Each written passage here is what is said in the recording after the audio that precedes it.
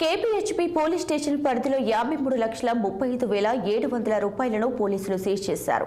ద్విచక్ర వాహనంపై వెళ్తున్న ఇద్దరు వ్యక్తుల వద్ద నుండి పోలీసు అధికారులు ఈ డబ్బులను స్వాధీనం చేసుకున్నారు.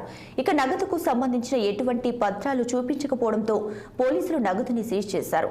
ఎంజీఎం కన్స్ట్రక్షన్ ఓనర్ మురళి చెప్పిన వివరాల ప్రకారం మెహదీపట్నంలోని వివిధ ప్రాంతాలలో డబ్బులు కలెక్ట్ చేసుకుని వసంత్ నగర్లోని ఎంజీఎం కన్స్ట్రక్షన్ ఆఫీస్కి వెళ్తుండగా పోలీసులు పట్టుకున్నారు.